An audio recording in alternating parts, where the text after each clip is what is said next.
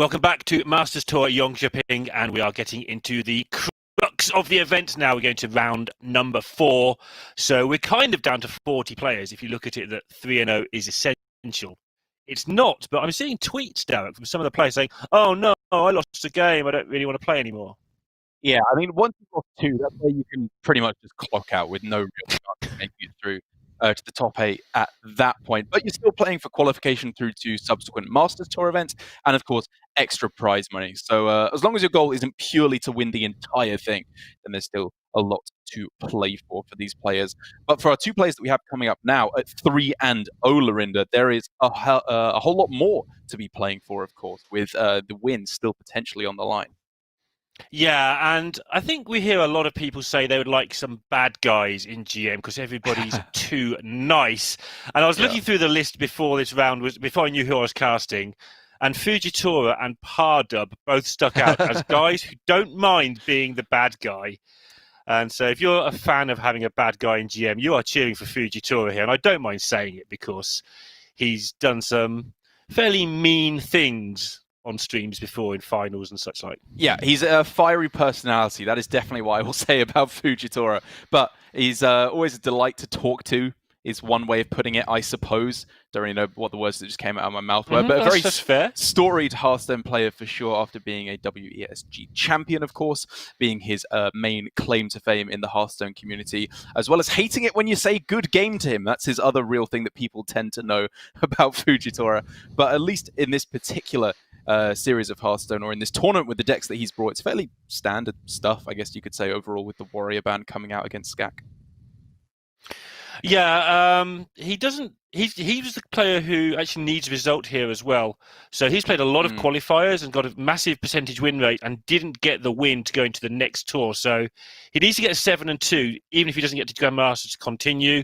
And if I trust somebody to do a Warrior ban, it is somebody like this who has played an awful lot of Hearthstone, as opposed to me, who's played a lot of awful Hearthstone over the last month or 2.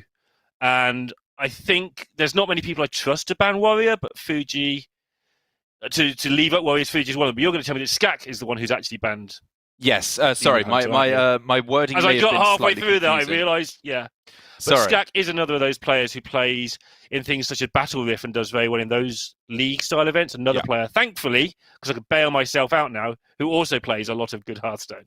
Yeah, Scag has been around for a while. One of the big-time ladder grinders. Whenever once in a blue moon I find myself towards the top of ladder, I will often be facing into him as he's just grinding an awful lot of Hearthstone.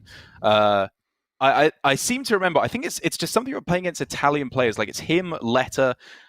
Whatever happens, I always just seem to high roll them. I just can't lose them. I think they're all very, very good Hearthstone players indeed. But I have a pattern, I think I'm evolving here, of just happening to get the perfect hand whenever I'm up against them. But, of course, superstition aside, I think in this series, where the real main difference is, of course, the Demon Hunter versus the Warrior ban for both of these players, I think that Scag has gone for a pretty strong strategy overall. It's been proven quite consistently now, I feel like, that the strategy of bringing Highlander Hunter and banning Demon Hunter instead of Warrior is valid. We saw it from Surrender in the last week of Grandmasters, as the player who I have the most experience of going with that strategy, got all the way through to the finals and very nearly took the win overall. And I believe Lion was also going for a similar strategy from this short sample size that we saw in her game earlier on. So it's clearly well tested at this point. It's not even a fringe strategy anymore. Yeah, I was wondering at one point in Grandmasters if it was just worth leaving at Warrior because nobody would actually practice the deck. I know that sounds really...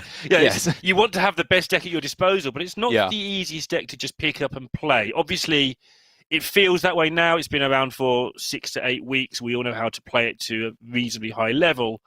But when No Hands Gamer was kind of the first person playing it, you can't just literally get it out of the box and go, oh, this is easy. It's actually a jumble of nonsense when you first start touching the deck. Leaving it up's kind of, if you think it might be right to leave it up, I can just about get behind it. But honestly, I'm always going to be a ban Warrior gamer. I just think it's so powerful. I mean, I think what you're bringing up is a very valid point about the leave-up warrior strategy. I've been kind of flitting amongst a couple of different practice groups the last couple of days, kind of getting a look at how the players are preparing, trying to get some semblance of an idea of how to play the decks myself, and naming no names, obviously, to not give away strategies. I will say players are not devoting a lot of their time to warrior because they fully expect it to be banned away themselves. They're practicing, thinking much more of, the rogue, quest warlock, highlander hunter, druid, demon hunter, even to an extent, as well as a very difficult deck to play in its own right.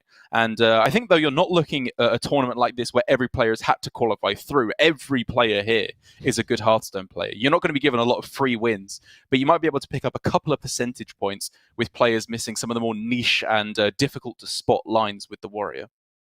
Yeah, we have seen people doing that. We saw Lion winning earlier against warrior because she knew the layout. We saw Language Hacker not against warrior, but in knowing other niche lines against druid and such like. So those percentage points are out there, and when you look at the standings, that is why the top players are pretty strong. There's quite a lot of GMs in there. I'm refraining from mentioning the GMs who are up there because we'll talk about that more tomorrow. This is a lot more, until at least we get to the top 8, about which players are going to become GMs. This is their chance to shine. I mean, you say we've got a lot of GMs in the top 3-0 bracket of players who are doing very well. There's not that many, to be fair, considering how many Grandmasters there actually are at this point. Out of 350 players, I think it's less than you would expect when you bump them up a couple of percentage points of how powerful they are as Hearthstone players. There are, however, a lot of prospective Grandmasters, as you said, up at the top there. Yeah. Alan 870-806, or Alan Numbers, as he's quite obviously is the reason why. And now we know why. Yes, exactly. Toast Monster as well. We haven't talked about him yet, but I feel like he is often unjustifiably forgotten about in the UK scene, because we obviously have Ball Control as the poster child. We have Dead Draw as the why is this man not in GM. We have Jambray as the fan favorite, and Toast Monster in his own right is a very strong Hearthstone player, and I think deserves to be talked about a lot more. Yeah, I actually agree with that entirely. He is a player that sort of came up in the shadow of Dead Draw. They learned pretty much at the same time. Toast Monster played tournaments first, but I don't think he'll mind me saying that he was a bit rubbish for the first maybe 4 tournaments he played, but has a very inquiring mind and wanted to know why he was rubbish. And very, very soon he wasn't rubbish anymore. But by then, Dead Draw was like reaching finals and winning things and being really scary good. And then that season sort of ended, and Toast Monster just didn't reach 2 top 8s in a row like Dead Draw did. But he's been there or thereabouts in this scene, and you're right. He is somebody near that top of that leaderboard that you need to keep a very close eye on. Yeah, I think a lot of the best players in the world were once rubbish. I think a lot of the best players in the world are still rubbish. But that's a story from the day. I'm kidding, of course. No names being named here. But now, for the Rogue versus the Demon Hunter as our first matchup here in the series. Trying to get deck lists up, because which version is being gone for here by Fujitora could make quite a big difference. It's a good point, and you'll probably hear me also just clicking around for a second while I actually get on the right page, because that would be really handy. Right about 5 minutes ago. Yeah, full-on stealth version here, no secrets, which, based on what I've been hearing from the players, seems to be a pretty big deal. Based on the Vicious Syndicate data, there were some conversations from Zach and some of the players back and forth with Vicious Syndicate that seem to indicate that the stealth version of Rogue is significantly better up against Demon Hunter, to the tune of even like 5% versus the secret Rogue, sorry. So at least for the moment, Fujitora will probably be very happy that he's gone with this version for the matchup.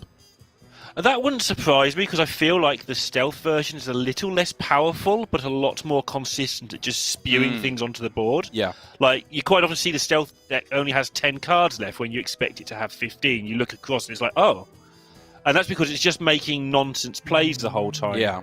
The trade-off being that if you want those power turns against, say, a priest, you might not get them. Yeah, I mean, you're playing secrets in your deck. They are inherently situational. A lot of the time, your opponent just won't trigger them, and then you're not doing anything with those secrets. Whereas this version, you're playing a 1-mana 3/1 with stealth. That will always smack your opponent in the face. There's no question about that. Yeah, and you draw a lot more cards with this version, and they're cheap enough to play more of. And Demon Hunter doesn't like people who play cards against it. That is their least favorite opponent played cards. Worth pointing out now, though, the slightly fringe tech card that we're seeing here from Scag in double mana burn. You're much more often going to be seeing either the Vulpera Scoundrel, or of course the Blowtorch Saboteur as the tech of choice. And while mana burn can be very powerful, you really only ever want to draw one of them. Two of them just takes up way too much hand space without developing any kind of your own win condition. Yeah, depending when you get them. I mean, at least in this situation, you would expect it to slow the rogue down. We can see it's not going to because of the specific hand Fuji has got. But just mana burning a couple of turns in a row here could quite easily stop a miscreant or something like that from happening. That's true. But yeah, you'd rather have an actual Hearthstone card that you could just put onto the board and get on with your life. I mean, I'm fully expecting on this turn the play will be unboying hero power. I think he was just anticipating, you know, what is my opponent likely to do on the following turn? Do I have to mana burn next turn? Am I mana burning going into turn 5? What are all... Sorry, the different things. Am I double mana burning at any point? Exactly. Right. What could go wrong? It does stack, yes. Just checking before I say something even more stupid than usual. Yeah, so you can just make them miss a go. That might be quite important. Sounds like another card game that's a lot less skillful. Ooh. Well, it does stack, but does Scag. Is he going to go for this here? Oh, he's got to picture, and he will have the aid of the deck list, I mean, if that helps, to which turn do I want my opponent to miss? And I'm wondering if you try and stop them flicking 2 turns in a row. I mean, if we want to get pretty baseline about it, because it's not as simple as this, I will say this rogue is running literally 0 4-mana cards. Yeah. It's cut the Devoted Maniacs completely. And obviously this is rogue, you know, it doesn't just play a minion on curve every turn, it gets more complicated than that. But it does incentivize you to save at least one of the mana burns, I would say, for a more impactful turn, and very arguably both of them. Yeah. Yeah, interesting that this is the turn where maybe I wouldn't, but then he had nothing else to do. There was nothing, yeah. So this is just trying to buy time, and again he's got nothing else to do, so it makes a bit more sense this time, although there's only 3 5-drops in the deck, or 4. Yeah. But even so, with nothing to do, I think you just have to play it and not enjoy it and put a better card in your deck next time. Yikes. One thing I will say, though, about mana burn, even though this is a pretty miserable situation for Scag, obviously having drawn both of them, is that I absolutely love the design around this tech card. I feel like it's such a great moving away from the cards like Galactic Crawler from the past, which would just kind of, you put them in the deck, and it's always good against one particular opponent. Whereas mana burn, against a lot of decks, it's very powerful, some more than others, which is kind of what makes it a tech card. But you have to know when to play it. If you mess up this card, it will not raise your win percentage, even against the decks that it is supposed to be good against. It's actually quite interesting. I certainly wouldn't tech it, but it's interesting in the mirror in particular, I find, with the whole craziness that revolves around turn 5 and Demon Hunters. Exactly. And so you have to know the breakpoints. It rewards you for learning the matchups. And I think because of that, it's a very cool card to have in the deck. That being said, while we have been talking about that, Scag has got himself down to a skull and a prayer, basically. Nothing going on. Rogue on 27 and moving into the power turns.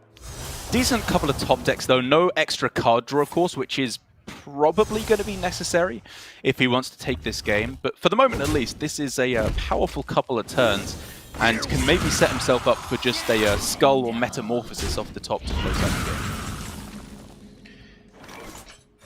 Yeah. Maybe. I don't think Fuji's too... Yeah, I don't think Fuji's too concerned, but the damage...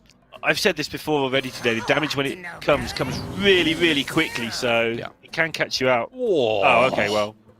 Goodbye, plans.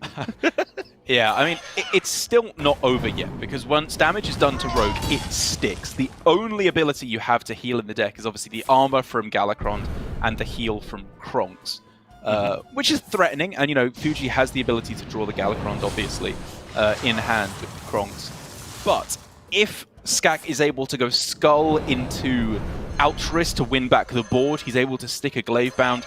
It's a lot of ifs, but there is still definitely a chance for him to wrestle this one back.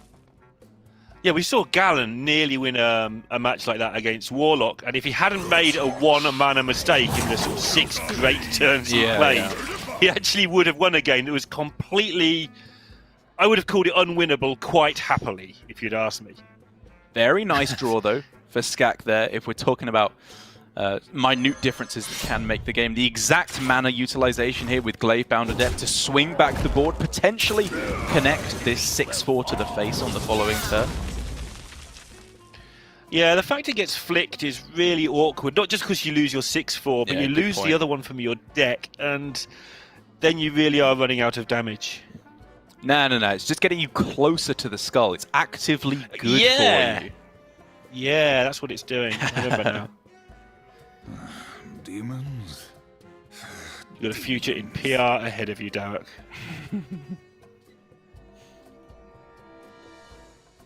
This is always the hard thing for me for Demon Hunter games, is how, especially when I'm behind, how many of these charges do I waste taking out minions? Obviously you want to protect your 6-4, but you don't like leaving anything. Do I now take out a 1-1 as well and get rid of... and so on, get rid of the threat to the 2-2? And each swing is costing you 3 damage from your deck. He says enough is enough. I mean, the big kicker, of course, is that there is still a lackey in hand, and he knows that. So you can't play around Togwaggle completely. You just have to get as much damage to the face. And I can understand Skag's mindset here. Board control is looking unlikely to be won for the rest of the game. He just needs to pray there's no taunts, no heal, and he can get the damage to close the game. But unfortunately, the 1 in 7 lackey is in hand to come down and taunt up the flick. Well, let's hope he doesn't get another one. That'll confuse everybody then. Who knows how often that'll happen, eh? I don't think it's possible. I think we concluded. You never get 2 lackeys the same. Actually, I might post that question now. Like, do it using Discover and see if anybody actually realises you can't get 2. Yeah, I mean, I will say I was getting tagged by the 1 out of 49 gang in that argument, which was truly next level. But you are the meme, so you are going to get tagged by the memers. Fair enough. That works well. But now, for Scag, the Chaos Strike off the top, in addition to the second Warglaives, means Fujitora is down to a surprisingly low health total. I didn't think it would be possible, and it is far from 1 for Scag. But it's also far from necessarily 1 for Fujitora. Fuji, instead of playing the shield and getting a taunt up there, this sets up lethal, but it does give 1 turn where Scag can get, I don't know, Chaos Strike into Metamorphosis or something like that. I mean, that's lethal anyway, right? Because he gets 2 swings with the weapon. He can just take out the minion and then swing face again. The taunt really wasn't doing all too much there. Yeah. But the Altruist off the top is still very, very impactful for Scag. It's a low impact 1 overall, if you want to look at what it's capable of doing. But just clearing off all these minions, preventing lethal, is a big, big deal. Wait. Oh, sorry, I can't add to numbers. It's fine. It's not lethal fine. quite yet. Not quite yet. Everybody move about their business. This is intriguing now. Kronks obviously wants to be stepped on this turn, because if you go sap the 2-3 Kronk's face and then step it, you have the battle cry for lethal on the following turn. Which looks pretty good to me, I think. But this way that he's going to do it gets rid of Altruist, which is the way you lose the game. Sure, okay, so I guess you trade into the Altruist, then step it back. Yeah. Unless he wants to just leave it in play. Whew. I mean, there's no way to clear it off as it currently stands. I-Beam is, I guess, the only way left now that the Glavebound and Altruist have been dealt with. Yeah. That's what he wants to do. Okay. Oh! Oh my goodness. Oh! Yeah. Skag's still in this. He's still and very there's just a much feeling in that it. Fuji should have finished this somehow by now.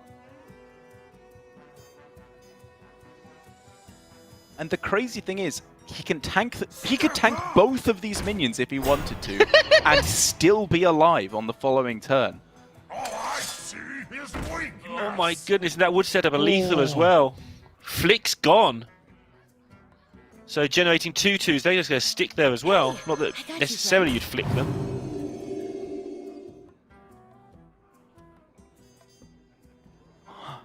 How is he still in this game? I know, it's impossible to still be in this game.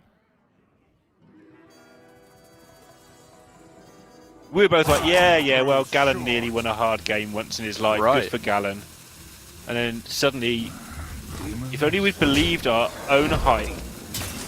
Imagine talking about Gallon with these European players. We should be talking about Lita. Who... Letter. Yeah, exactly. It's actually... That was a great Italian Hearthstone player joke. But now... I see. Scag is tanking both of them down. 1 HP means that Fujitora has multiple outs for lethal in this build. We're talking about Eviscerate. We're talking about Kobold Lackey. Oh! It's just a goblin. Here comes another chance at it, though. So if you have 2 chances, it's a 1 in 7. Hey! Oh no! I mean, hooray! Hits the 1 out of 13, and all of a sudden, he is up 1-0 versus Scag. It was a tough decision there for Scag to tank both of them, but it did mean that... Okay, fair enough, Fuji. You deserve the win on that one.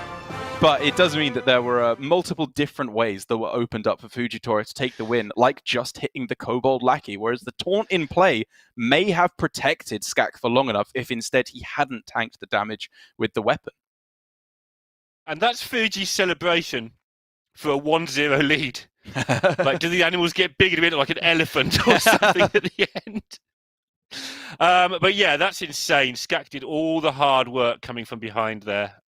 And that's what we said about the Stealth Rogue, though. Okay, It came down to cards that are in both versions, but the constant just churning of cards got him into that spot to have all the outs.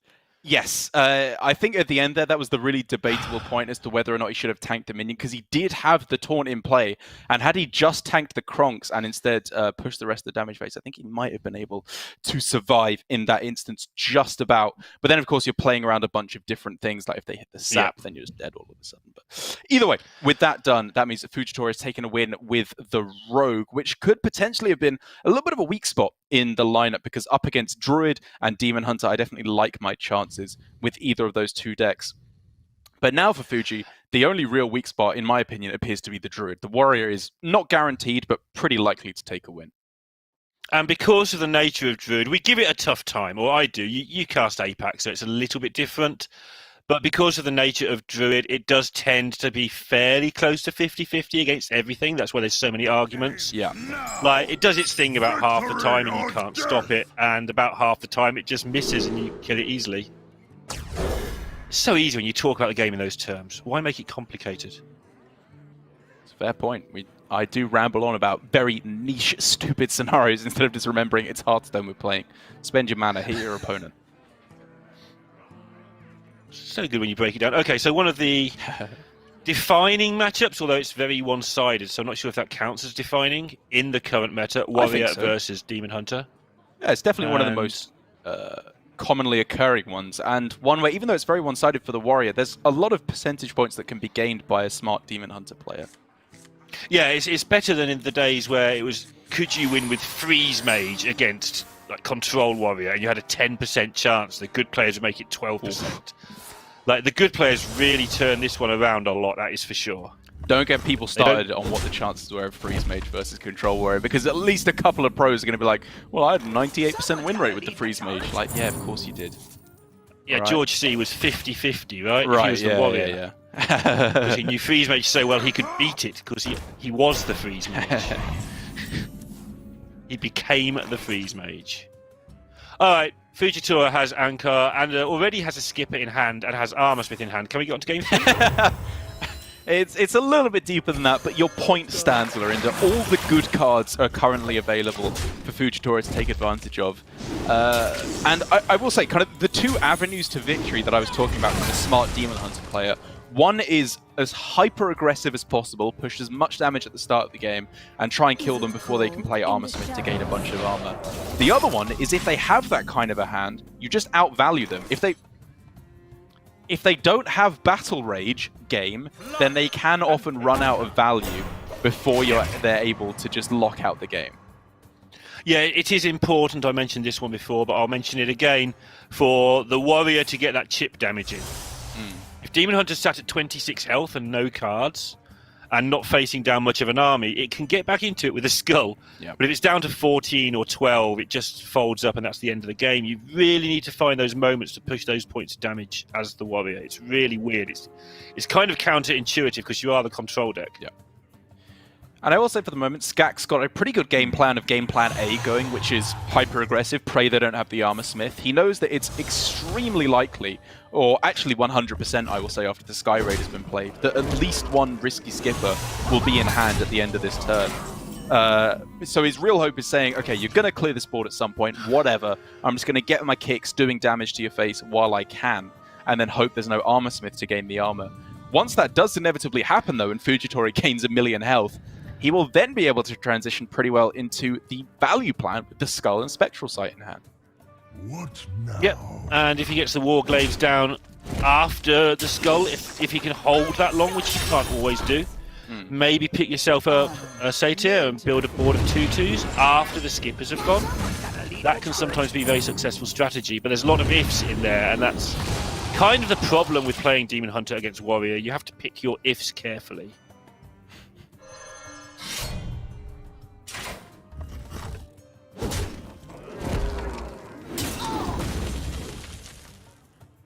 This always hurts more than you think. It's always tempting to leave up the 2 minions that are injured, but you've got to kill them. I know. It's like you think, oh, it's a 1/1, right? And it kills its own board if he plays anything. What could possibly go wrong? Yeah, next turn your opponent draws 3 cards and makes his thing into a 4/4 and gets a new weapon and hits you in the face really hard. And you wish you'd killed the things. Yep, those are the things that can go wrong. And this is one of the things where you can't predict very easily what's in your opponent's hand. But if you've played this matchup a few hundred times, you instinctively just kill the things and just move on with your life, knowing that that's how it usually goes wrong. My argument against that is that I think it's valid to say I am more likely to win by saving this extra 6 damage than they are likely to have the Battle Rage. I don't think that's necessarily correct, but it's an argument that I would listen to. Sure, I can listen to it, but there's also the Brute as well. Yeah, true. Which this does play around. You know, with only 1 minion damaged, all of a sudden Brute is unplayable. So I guess perfect amount of damage done. We haven't mentioned this because it hasn't mattered at all, but this is the bomb version of the deck. Oh, right. I mean, we haven't even seen a difference. If I'm looking at the right thing here, there's actually a Wrench Caliber, 2 Wrench Calibers and a Boom in here. You're correct. It is Bomb Warrior as opposed to the Pain Warrior. I mean, it's easy to see why we could confuse the two, right? It has been identical up until this point.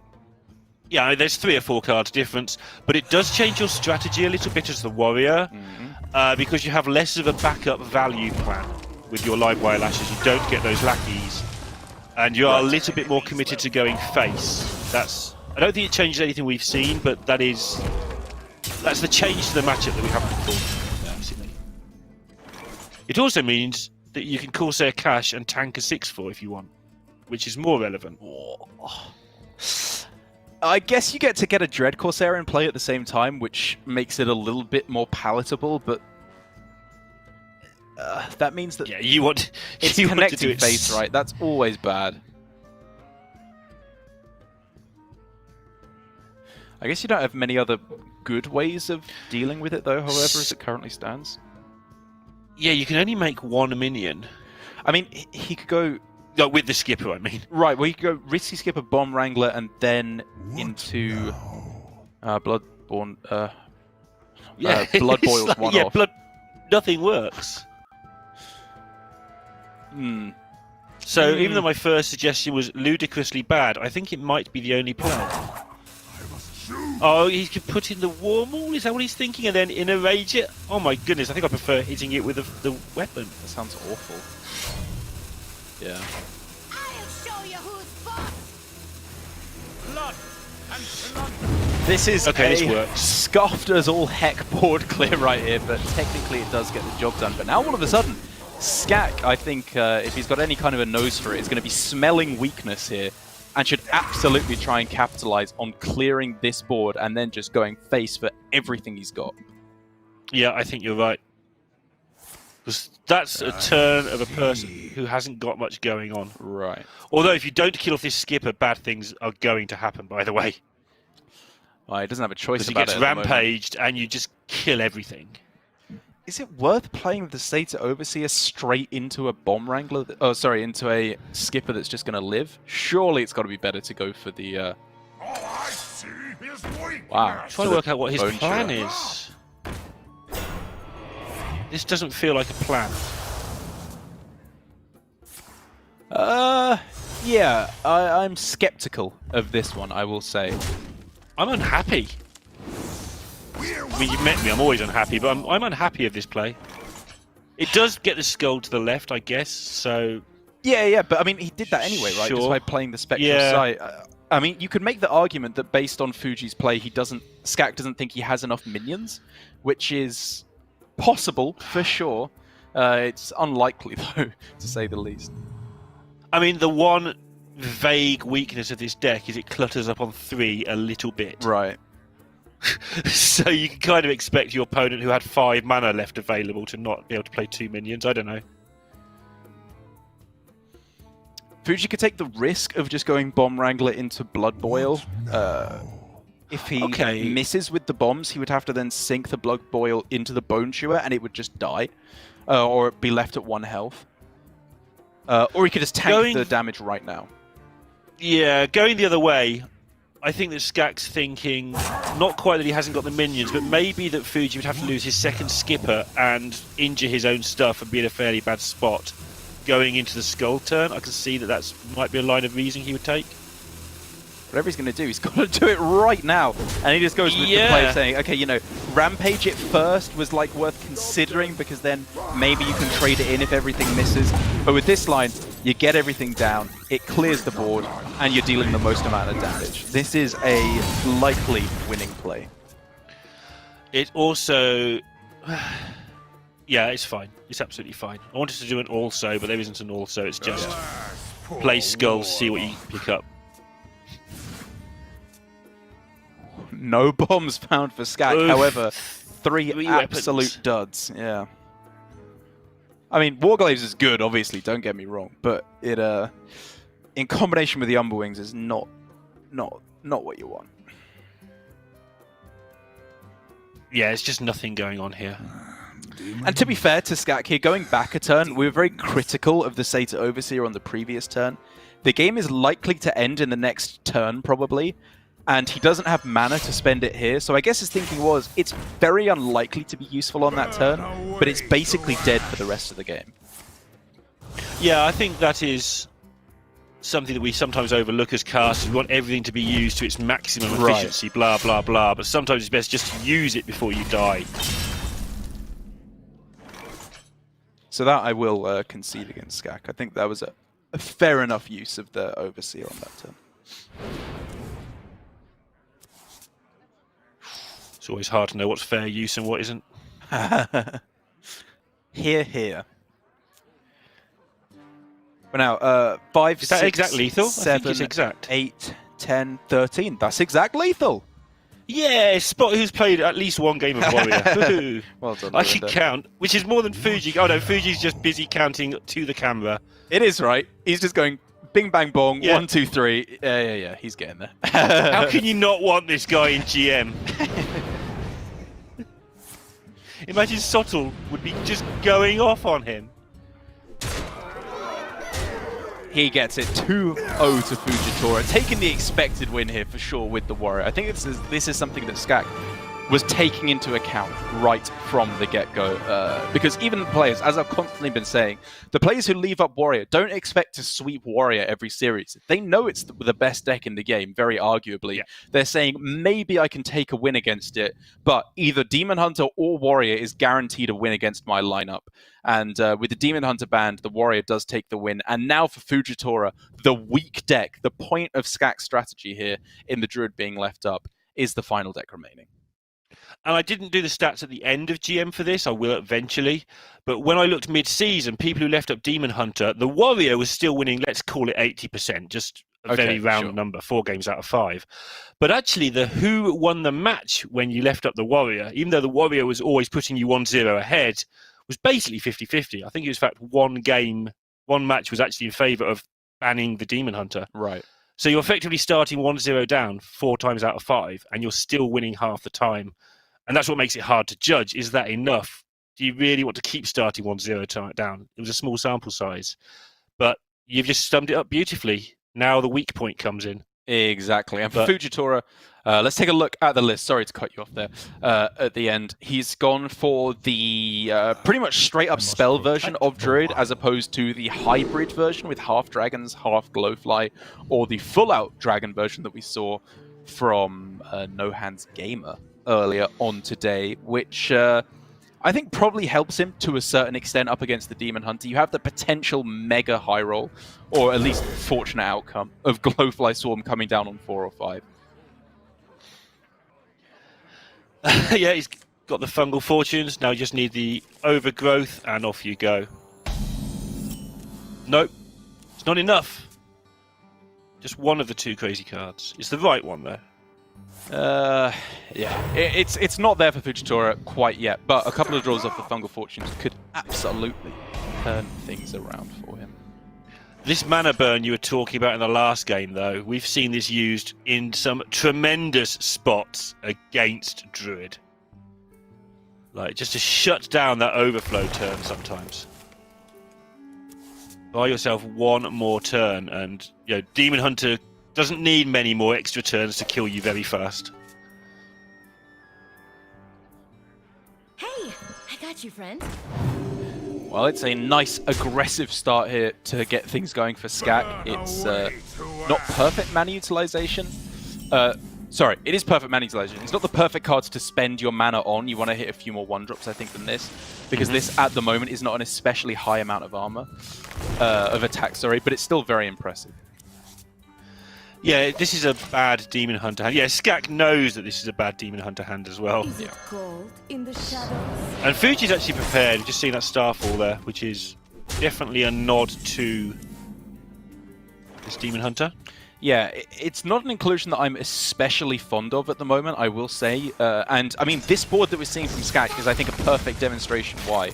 With all the inclusions of the Beaming Sidekick and now Bone Chewer Brawler becoming very popular as well, even here, it's not that good when you're facing down a Satyr Overseer with a whole bunch of minions in play. It's decent, but you're still being beaten down for 4 on the following turn. Yes, good point. 21's a decent health total, though. Yeah, it's Glowfly time, I fully agree. Even with the perfect quote-unquote tech card on curve, it's still not enough to quite get the job done. And Scag, despite praying there for a Warclaves of Azeroth in order to just lock out the game, unfortunately, his prayers are not heard on this day. And Fuji, just the slightest breathe out, and then just the cocky drink of water. Yeah, look at me, I'm fine, I'm good. But just for a second there, the veneer slipped. Sorry, Fuji, we can see you. You've got to be careful. That was just weird. A quick mention that Lion has gone to 4-0. Wow. And I want to note that Fairley has also gone to 4-0, a name we haven't heard for maybe a year very much. Yeah, exactly. He was kind of the big name that people were saying as the why is this player not in Grandmasters at the end of last year? Yeah. Kind of been eclipsed by shouts for Dead Drawn Calyx, I think, at the moment. Are the main ones. And now Huntrace, of course, as well, as the most recent to join that lot. But a very, very deserving Grandmaster.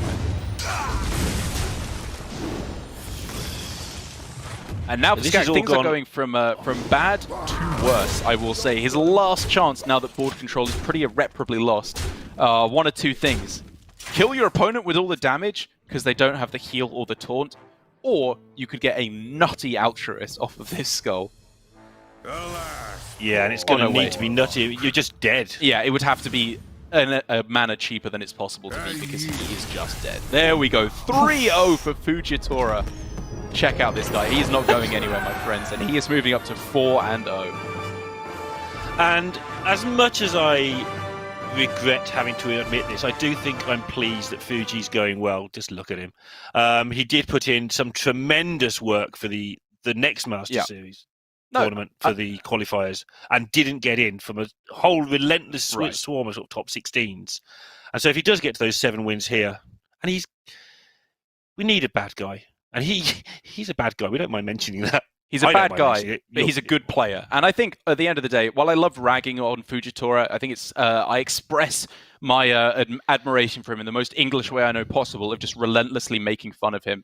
I think he truly is a very, very strong Hearthstone player. And as I said, this is definitely not the last we'll see of him, no matter how this tournament goes, especially, of course, if he is able to take this all the way after a pretty impressive run there. Just looked like he knew pretty much exactly what he was doing in all of the matchups. Yeah, and he did pick up that $100,000 in that WESG you were talking about earlier. And he lives in a country where $100,000 is even more than it might seem to a lot of the viewers.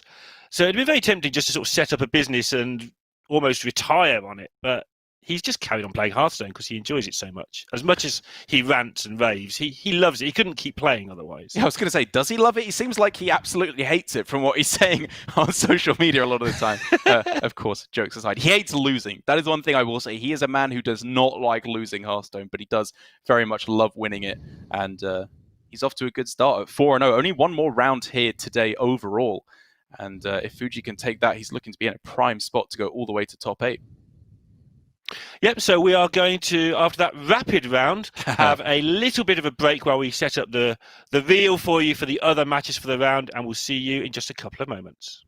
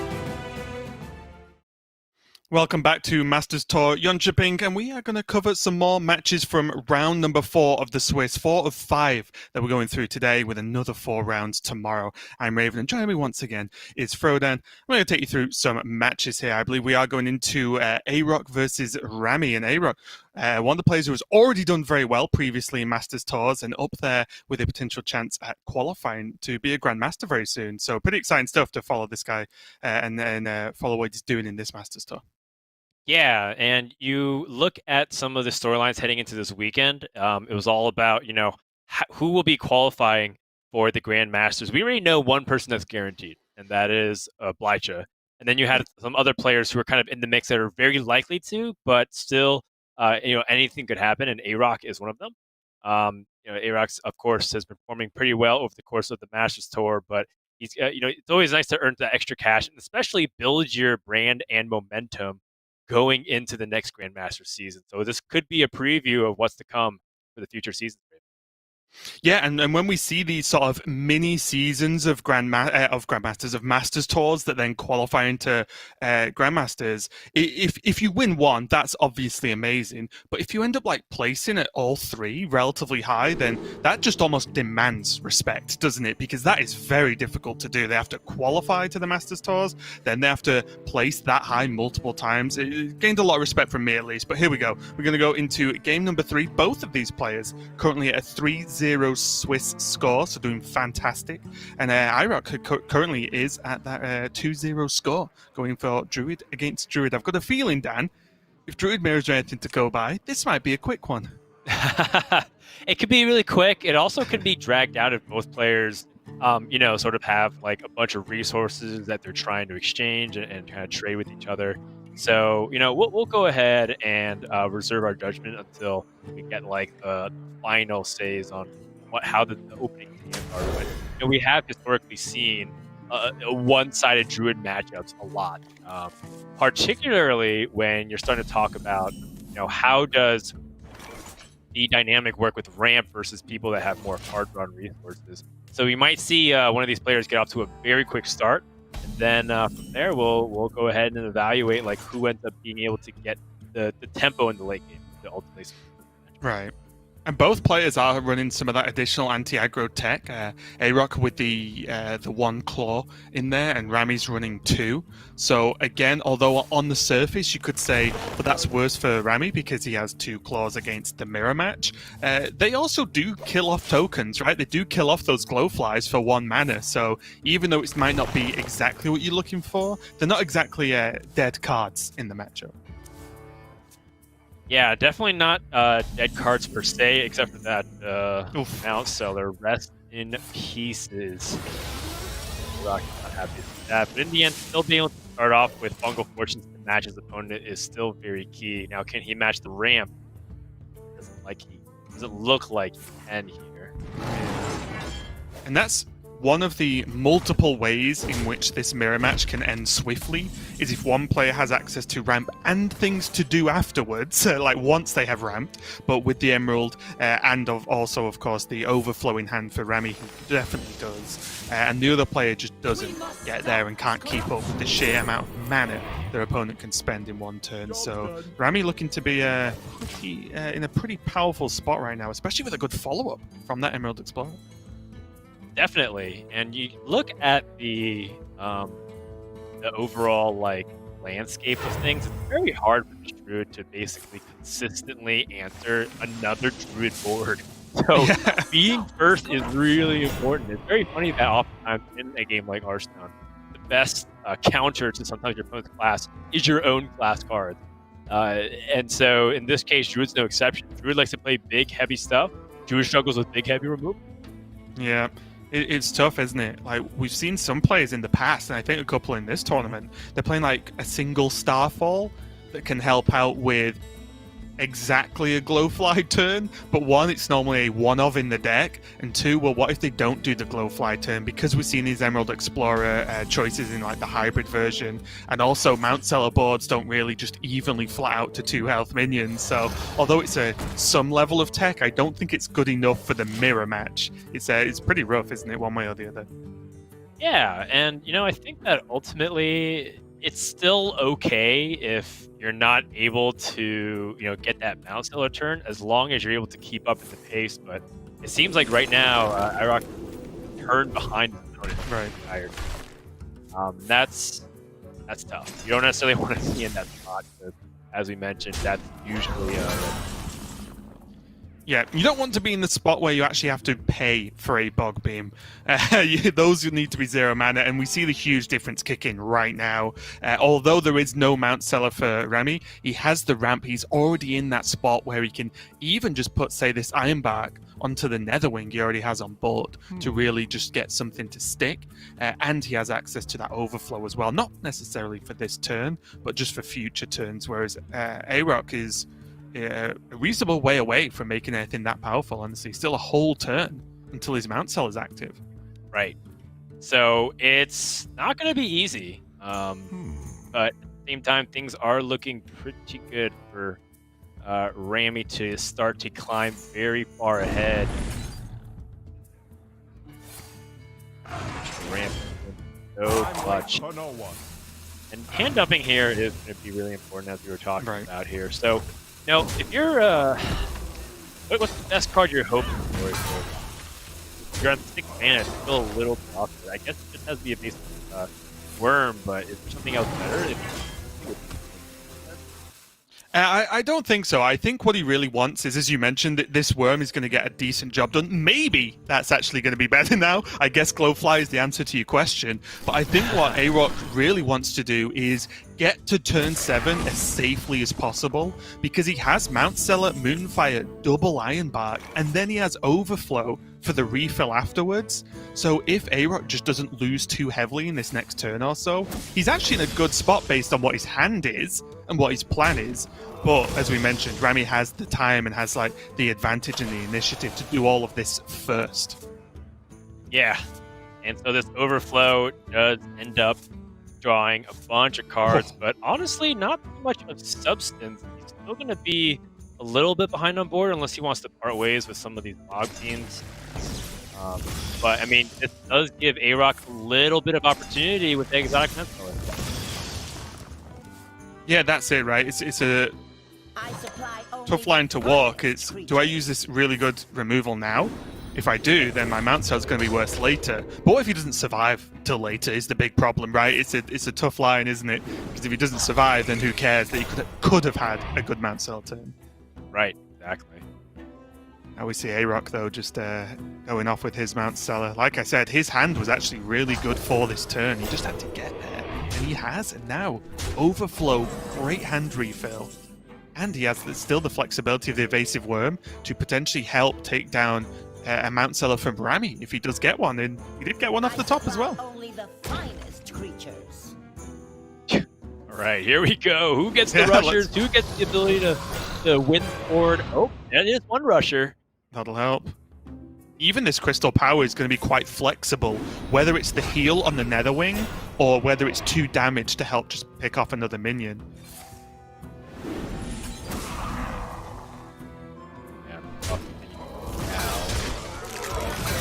Or if you're in Arok's position, you got to feel pretty good because now you'll be able to stick the mount sellers.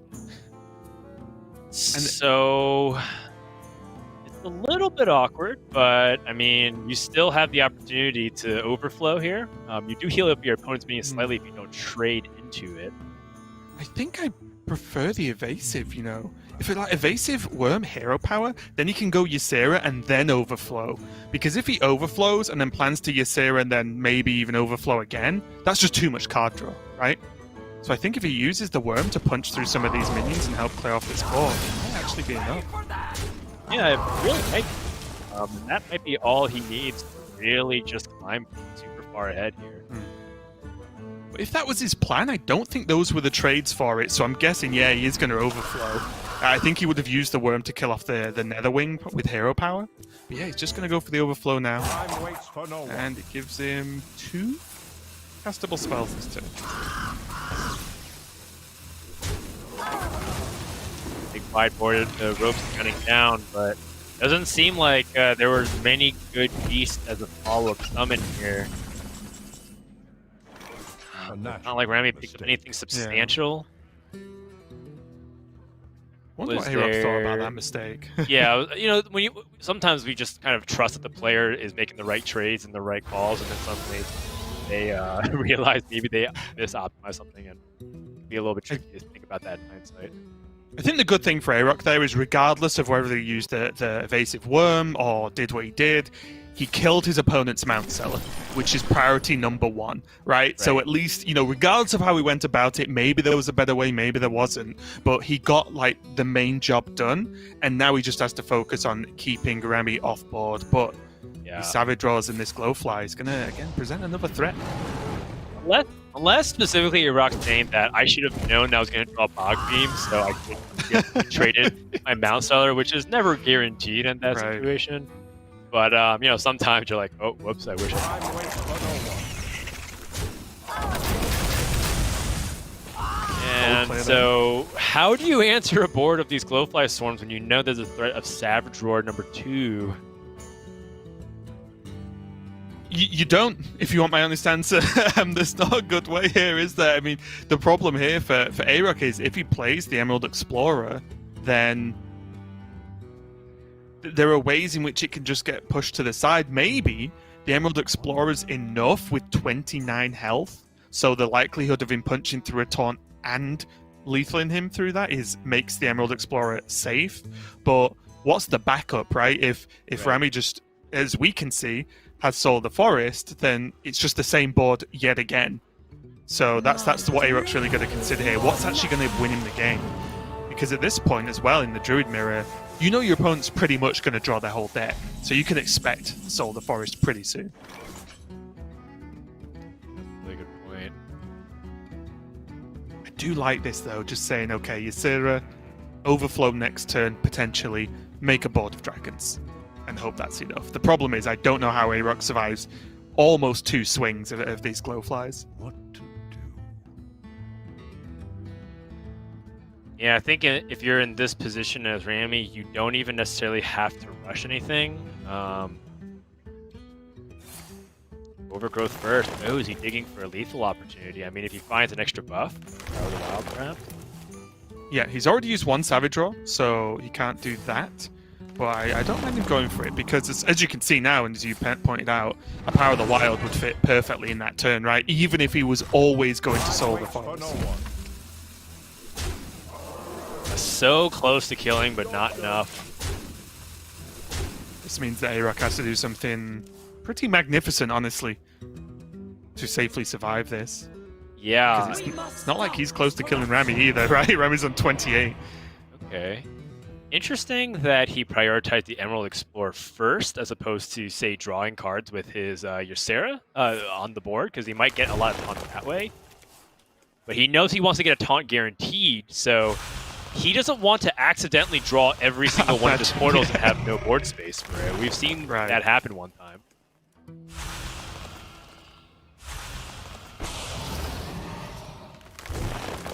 Okay, none of these have taunt. And he can heal up to 5 with the crystal power.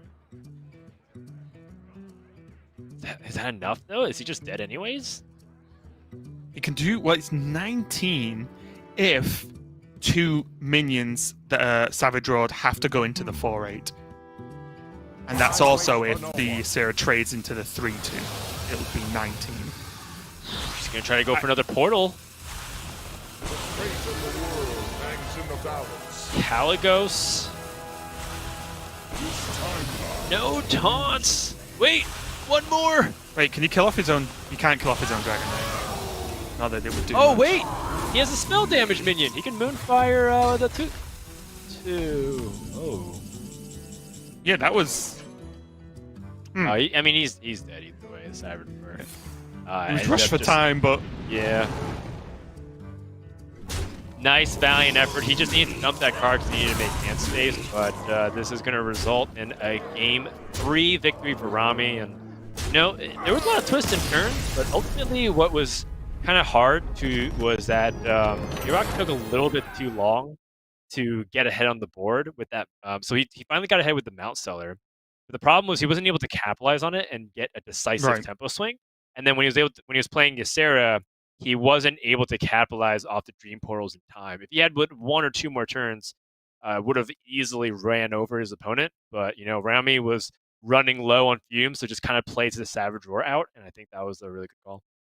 Yeah, and that was the difference as we saw there. Ramy had ramp. If Aaroc had ramp, although you said he needed more turns, he needed more mana, which is ramp gains you that time, right? So he did suffer from that. Again, that's one of the reasons I was wondering about using the Evasive Worm to do the trade downs first, because that could have took the brunt of the damage from the Netherwing, and it would have left the Mount Seller a smaller minion to trade into, would have had more health, maybe it survives a little bit longer, and so on, because he did pick the Evasive Worm and never used it all game. So again, when you end up making those choices and there are opportunities for those discovered cards to be used and then not at the end of the game, whether it's right or wrong, you do have to just rewind a bit, right, and just go over it once more just to check if there was any other way to go about it. But we are going to move swiftly on to our game number 4 between these two players, and it is going to be the Druid once again, of course, for Aaroc, but he's going to go up against Hunter from Ramy. Yeah, the Hunter deck versus the Druid deck here. Let's see how Druid's been doing against Hunter.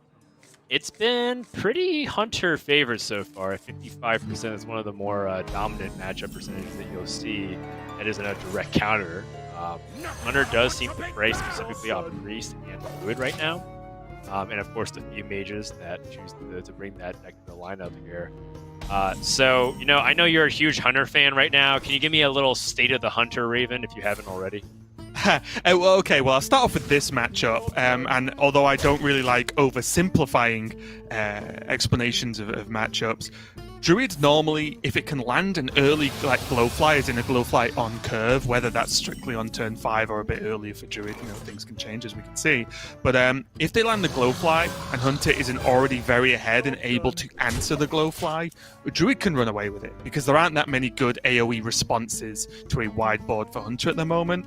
But if Hunter can do what Ramy's doing with it now and he start just stacking the minions early, getting a big board, there is the Corrosive Breath, there is the Stormhammer in hand, then as long as you could just at least mostly answer a Glowfly turn, you can look pretty good. And sometimes they don't have Glowfly on curve and you kill them, which is a good chunk of the matchup as well. So overall, I do like this with Hunter, but there are pretty big ways you can just lose. And again, I'm just staring at this Glowfly in Aaroc's hand, and I think that's going to be the big deal here of this game. Yeah, and I think that while you do see the Druids tend to struggle against big tall minions like this buffed up Zixor. Oh my goodness. He has Zephyrus to maybe even kill. Right. That's I don't know. That's the other caveat as well, is whether it's Zephyrus for lethal or Zephyrus to just kill the Glowfly turn, which helps because, again, you respawn now with Zephyrus Lightning Storm, push face. Well, what's the Druid going to do at that point, right? It gets very, very difficult if the Glowfly is just answered very cleanly. Right. So for Aaroc, he's thinking about, is there any merit to playing any of his cards? He chooses to hold on to it, but exactly what you describe. Ramy is in such a dominant position where he doesn't have to play Zephyrus. He can actually just use his hero power to keep up, take apart the board that way. And this is it, right? If the Glowflies can be even just mostly dealt with, you see the position Hunter's left in. Still got the board, still got the minions, still got the damage presence there. Whereas the Druid follow-up from a Glowfly turn is normally not fantastic, especially if it's before 7 mana. But Aaroc is going into that 7 mana turn, so he at least has potential of a Bog Beam bailing him out of some of this problems right now. Wow, how'd you do that? Bog Beam off the top here for Exotic Mount Seller. Yeah, Bog raw Beam profit skills. plus the Moonfire, but that's all he can play. So he still has to hope that this does summon something very nice. I Oh, Todd's good. In mind. Very good. Yeah. And most importantly as well, Aaroc has double crystal power, and he can use that to heal, which is a huge problem. Normally, Hunter relies on at least a good chunk of damage persistence in any given matchup. But these double crystal power might be a bit of a problem here for Ramy. He might have just failed at the last hurdle. Yeah, is there a 2 mana 5 damage source here from Ramy? I don't think so, because if he did, he would have lethal through the corrosive breath, push all the damage to face. But there's 5 remaining, I believe. And Zephyrus offers Eviscerate usually as top end damage, or Wind Fury. In this case, it would both be 4. This is also one of those strange issues where it's why I spoke about Zephyrus Lightning Storm the previous turn, because although it overloads you, it allows you to push all face with the minions, whereas Ramy, although he did very efficiently answer the Glowfly, he used a lot of damage to actually do that. Whereas if he just went Zephyrus Storm and went face, he would have been able to potentially push a bit more damage, but it would have used up his Zephyrus. So again, there are drawbacks to every play, of course, but I do just wonder if that would have been a bit of a quicker and cleaner way to approach it. Yeah, and it's always worth evaluating, like, as the hunter, it is one of the questions they have to ask themselves often. Do I push the damage here? Do I try to collect value while I can? And I think the threat of things like the Soul of the Forest made him clear off just a little bit. Oh, gosh. Well, that's just a good draw, isn't it? Spectacular. That's just the nuts. Drawing the Dynasty of your brain off the top. But definitely an interesting question to go back to. It looks like this game really does belong to the hunter. There's not many ways they can do a King Crush, let alone King Crush plus extra change. So this will look like it's going to game number 5. But it's always worth thinking about as the hunter of how you try to maximize your win percentage. But for now, that win rate for hunter seems to be favored for Rexar's side. And it looks like Druids will once again take it down to class. Yeah, gotta feel, I mean, as a bit of a hunter main, I do enjoy hunter winning games, but you've got to feel a little bit for A-Rock because he actually repelled quite an aggressive start for Ramy and looked like he could hold on. He's like, okay, overflow, drawn more cards. Maybe I can just, stay secure now. I can stabilize on health and start to build a board and win the game. Oh, wait, Bran, never mind. It's just so much of a problem to actually deal with this King Crush on board for Druid. It's going to be a tough one for A-Rock to survive. Yeah, looks like we're going to have to go to game number 5 here. And A-Rock can heal up. But I mean, we know Zephyrus is in 19 hand. plus Zephyrus. Yeah. Oh. He's just dead on board, isn't he? No, he's one. Yeah, and there's even corrosive breath for his own minion after the fact, right? So there is so much damage. It's absurd, and yeah, you're right. That means we are going to go to that game number 5. Faceless Manipulator, yes! Yeah, okay. Correct choice. I respect Ramy as a hunter player right now. Oh, it's just optimal. It's optimal because it might emotionally break your opponent for that game number 5, right? If there's anything you just don't really want to lose to, is not only the Bran on curve when there was a chance to stabilize, is then Zephyrus faceless into these King Crushes. Oh, what a way to go. Yep. So Hunter hasn't been winning the most amount of games. In fact, it is one of the classes that seems to be struggling the most alongside some other riskier brings like Paladin. But the one matchup it seems to excel in the most, and it's been keeping its win rate high, is Druid. So Ramy getting 2 back-to-back wins against the Druids. Now it comes down to Demon Hunter versus Druid, and I gotta say that this is looking like A-Rock might get reverse swept. Druid does tend to have some pretty okay matchups outside of Warrior and Hunter, but does end up struggling against Demon Hunter as well. It seems like Druid's more targeted at the 3rd and 4th decks as opposed to Warrior and Demon Hunter. Right. Yeah, it always feels scary when your opponent's last deck is either Warrior or Demon Hunter, right? Just because of the power of the classes right now. But for me, it's also, at least I think, one of the outcomes of picking Druid right now, because I only ever see Druid either win games in incredibly strong fashion or lose games in some terrible spots and almost like they didn't even get to play.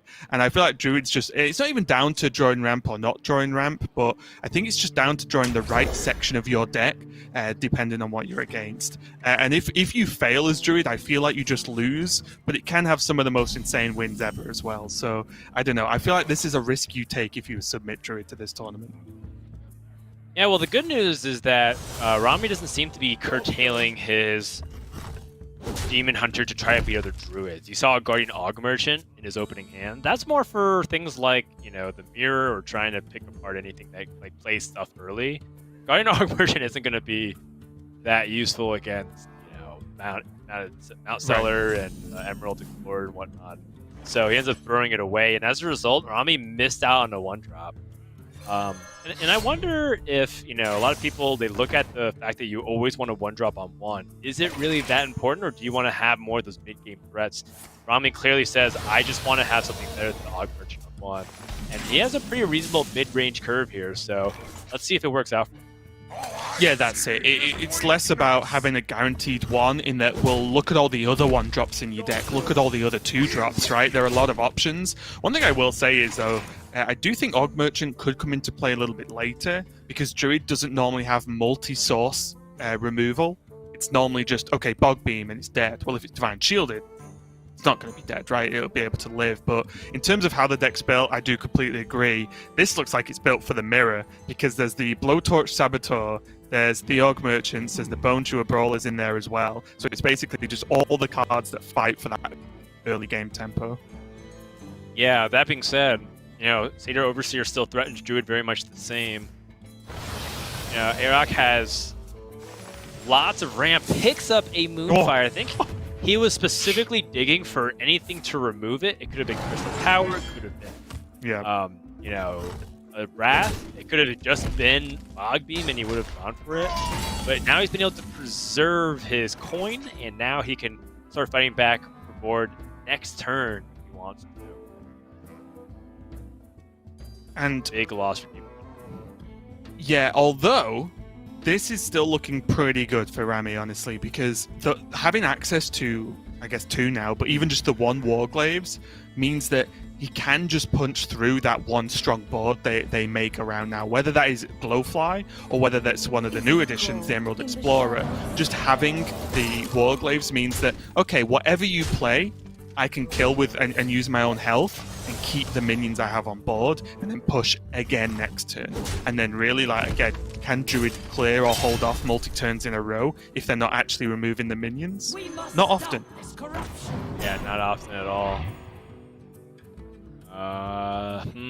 Finds 3 dragons, which all have their proactive use, but at the same time, they are not what you need specifically against Demon Hunter. I like the cheapest dragon in case he ends up having to squeeze in a little bit of a tighter tempo play. Like, he can play that plus a couple of removal options. Right. It's tough, though. Gonna see the Warglaves come down. No Twin Slice or anything to just help out. So it is gonna be a slightly more awkward trade. Maybe Ramy does use the minions, but I do just like him using Face here. You would take 12? Yeah, definitely. Because the thing is, right, if there's another singular dragon played, what's the likelihood on it being a taunt, like the one he got from Emerald Explorer? And also, if it's not a taunt, he can freeze it out next turn with the Shadow Weaver. But also, as well, he has a second weapon if a Glowfly is played. And those are threats 1 and 2, right? So I think he can afford to take this damage to hold this bullet. This now means A-Rock needs exactly like Mount Seller and all of the removal to realistically survive. It's a big ask. Yeah, Iron Bark isn't enough. So A-Rock is going to try to build up this big board. He will try to rely on things like Iron Bark. I mean, I would even be tempted to throw out the coin here just so that I can maximize my board presence threats. But that's not enough.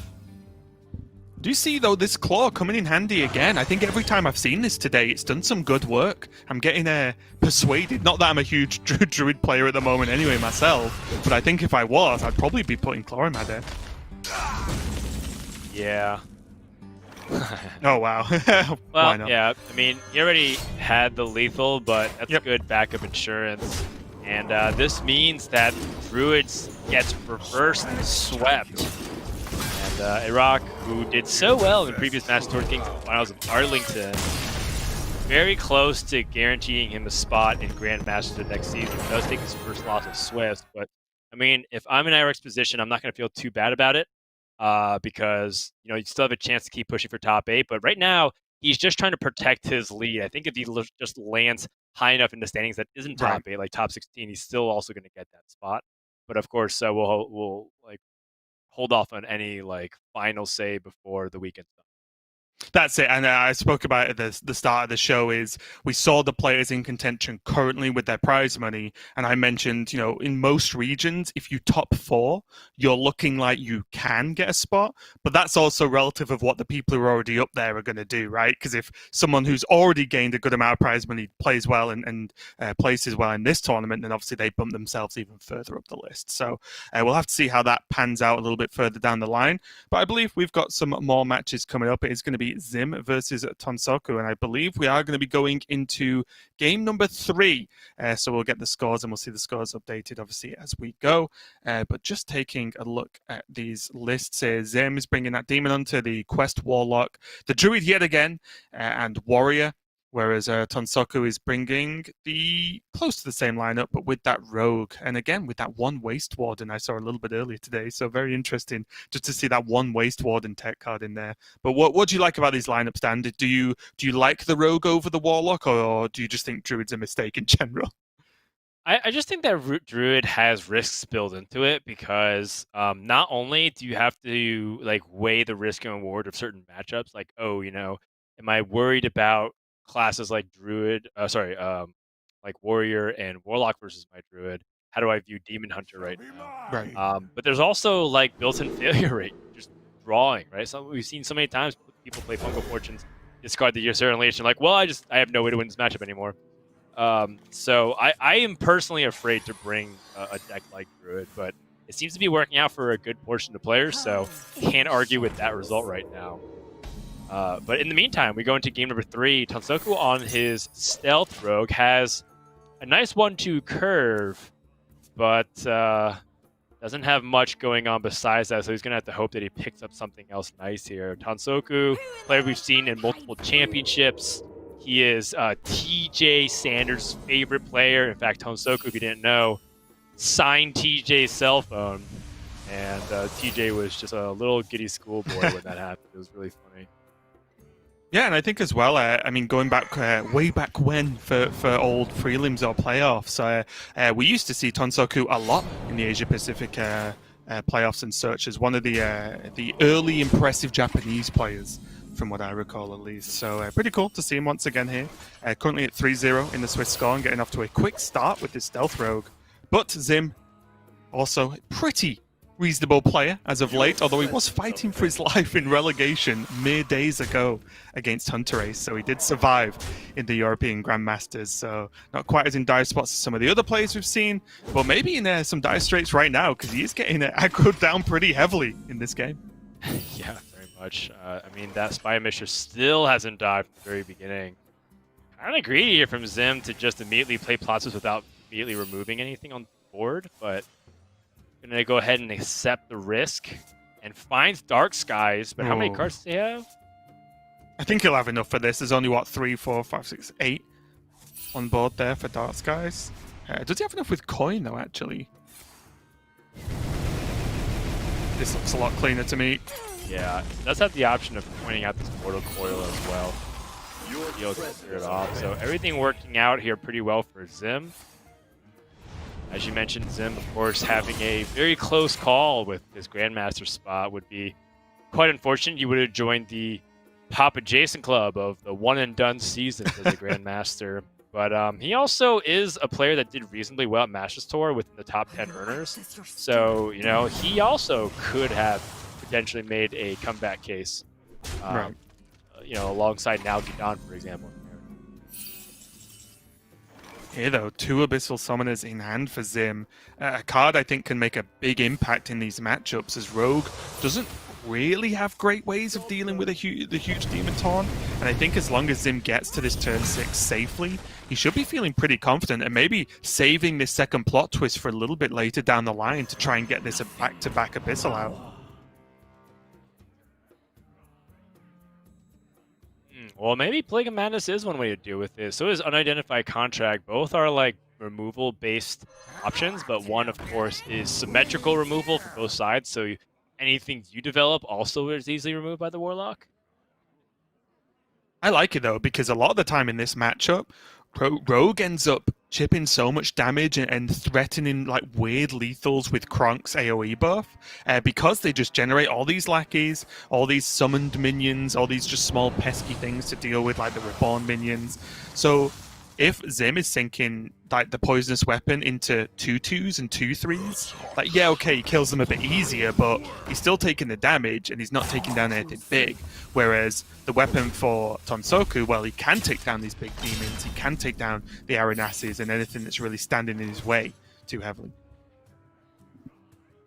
All right, so with this, Zim going to finish his quest. What will happen here? Does he just go ahead and straight up hero powers? Doesn't even have any dragon to capitalize off of Nether Bread. That's something I always struggle with Strange Hands is when you activate your quest, do you plot twist then tap, or do you tap then plot twist? And it always depends on how you view the quality of your own hand, because if you want to, there are arguments to, well, you tap first, it might change your turn. You might be able to tap into, say, a Malygos or an Alexstrasza, which Zim currently doesn't have in hand, which is good. If he plot twists, he might plot twist into all his expensive dragons. But also, if you plot twist first, then you can be maybe more flexible with what you tap into afterwards. It's really weird. Yeah, it's just that the range of this deck has such deep extremes. You have ones where your hand feel like it can do absolutely nothing because the synergies aren't there, things are too expensive. You do all your proactive plays when you need to do reactive plays. You have unactivated Highlander cards. And then there's like the extreme part where it just does ungodly amounts of damage in 2 turns and has ridiculous tempo swings that can answer almost any board state. Pretty wild. And believe it or not, it does feel like there's not much in between. It feels like this deck sometimes either blows out or gets blown out. In this case right now, it's more on the get blown out side, but at the same time, Zim has that hero power quest completed, and the moment he gets something super big to start having a win condition charge, the game can flip on its head versus Rogue. And also, he's only really one Moag draw away from just resetting the game, at least in terms of health, right? He's being pushed a ton of damage. I like this from Tanzaku, though, just pushing as much damage as possible. Who cares if Zim has a 2-3 on board? But it does look like he's going to have to... Zim's going to have to forego waiting for the Moag, unless that's... Wow. Wait. Wow. We've always got to stop and go, lethal? Question mark? But no, I don't think it is. It's not, but it's surprisingly like a ton of damage here. Yeah. Because, you know, he has like the Rain of Fire, or he has like the Nether Breath and the Soul Fire. It's a lot. It's a lot of damage right now. But yeah, only 10 damage from the Nether Breath and the Soul Fire Burst. Thinking about just using a Nether Breath to immediately heal and deal with the board because he does not want to die, and now this also clears the board. Yeah, I was wondering for a second, I think Zim was considering is just what happens if he does the Rain of Fire, but then just Nether Breath's face? You know what I mean? Like, what actually goes on there? So we do see that just cycle through to that Malygos, and now he has Malygos Soulfire from hand for a nice push as well. Yeah, or even just Nether Breath and Soulfire plus the Crazed Netherwing. That's still 11 damage guaranteed from the hand. And if Tanzaku has to, I don't know, Plague of Madness and remove, that would be it. But he does have the Goblin Lackey plus Shadow Step here on the High Spear and Togwalk. So he can play Goblin Lackey, and he can play High Spear and Togwalk, or Shadow Step the Goblin trade in. But he's a turn behind now. Zim can play proactively. He's going to have to hope that this Wondrous Ron can bail him out. Yeah.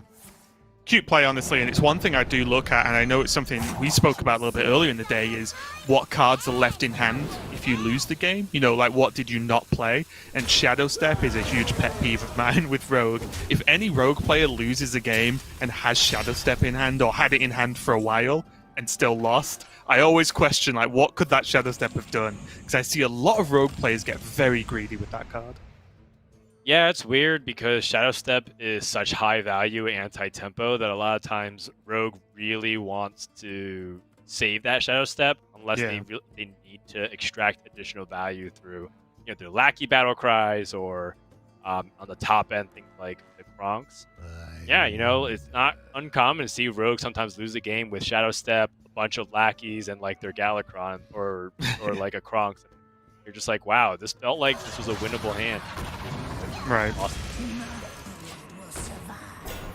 Now that Zim stabilized, of course, with the help of that zero-man Alexstrasza, and now this Aranasi Broodmother, this is suddenly really looking up. And these are the games where Warlock wins, right? They just need to stabilize, and suddenly it gets very difficult indeed to kill them. But there is still that Plague of Madness in hand for Tanzaku to punch through this taunt, and most importantly, there is this wondrous wand, which can just open up all of the doors. Yeah, I mean, Galakron does something similar to the wand, except you have you gain 5 armor. And Tanzaku, if he plays the wand, what else does he play with it is probably his question. I think the big difference for me is he draws 1 extra zero-mana card. Because my worry here for Tanzaku is if he doesn't deal with these minions, does him having 5 armor actually really matter? Because I think at this point, with Zim's hand as big as it is, Tanzaku has to realize that if he doesn't clear his minions, he's almost certainly dead anyway, 5 armor or not. Right. That's a good point. It could be one of those things where Tanzaku trying to avoid losing quicker, but by doing so has made his turn that much weaker, and Zim now has... Right. Well, he has lethal, but he had firm board control. Like, so even if Zim didn't have it, he played like Abyssal Summoner. The idea is that Tanzaku is so far behind, I don't even know how he comes back in the game whatsoever. Yeah, it's just one of those weird things that maybe the extra card helps, but honestly, in Tanzaku's defense, he could have decided that he needed exactly Galakron into drawing Kronks for 0, and obviously if you draw Kronks for 0 off wand, it doesn't do anything unless Galakron is active, right? Especially because it was already in hand. So maybe he just realized that he needed exactly Kronks. He had to just go for it, and it didn't work out. And that does mean that Zim is going to take a victory with his Warlock there. That did not look possible at that point in that sort of mid-game, as Tanzaku did a good job of pushing a lot of damage with Rogue. But again, as soon as Warlock just has access to those heals, can clear that board, things start to really flip around. And Zim really grabbed control at the end of that game.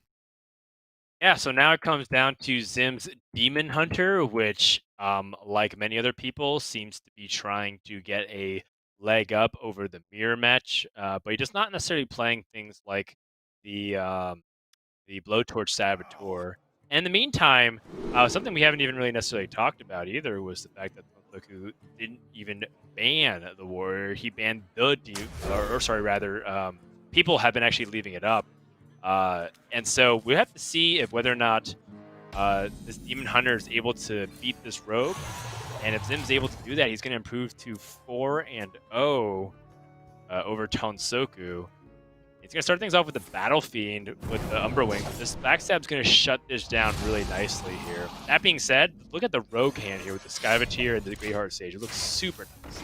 It looks really good, doesn't it? Because there's not only does this combo always happen because there's no way to deal with the stealth here for Zim. There's also just the options of Seal Fate as and when. So unless there's something pretty big happens on Zim's side, if he does get to say Satyr Overlord, then he can actually just kill it off just easily with the Seal Fate and no issues, as well as drawing a ton of cards with the stealth. So it's looking really strong, actually. I'm a little bit surprised he's gone for the Miscreant, but maybe it's just worth it because there's the 2 1/1s on board. Yeah, I like the Miscreant because now is a time to get it out, and now is a time when its effectiveness is maximum because the 1/4 does challenge the 1/1. Yeah.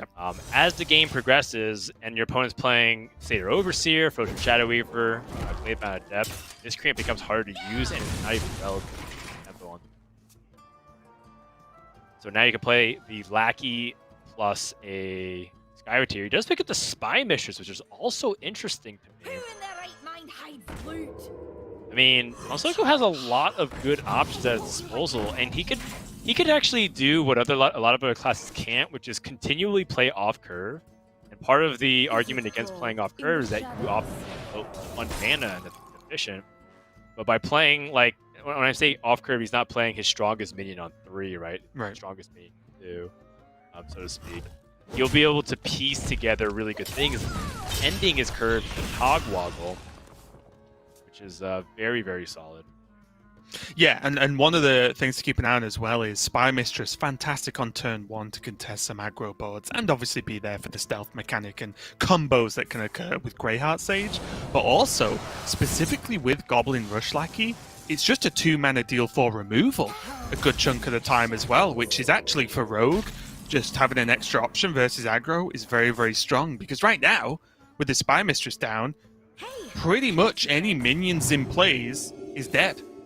At any real point, right? So it's just having that weird sort of, although it's a minion in this spot against aggro, it's a very, very powerful removal tool. True. And that's a second Great Heart Sage. Tanzaku's not going to be hurting for cards. In fact, he's drawing cards just as fast as Demon Hunter when they get to rip the Skull of Gul'dan, but Tanzaku firmly ahead of the tempo play here.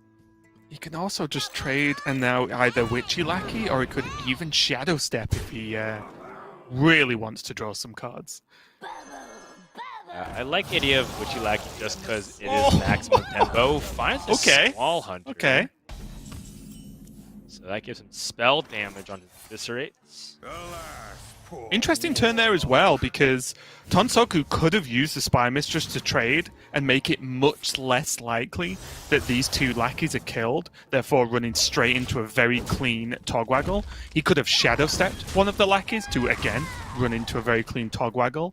But I think, especially with that evolve from the Witchy Lackey, and most importantly, the Shield of Galakron as a guaranteed worst-case scenario, I think he was okay if Zim just starts trading into the 1/1s and say, well, okay, if you gotta spend resources killing 1/1s, look what I have. A 5/7 and a 3/1. Seems good.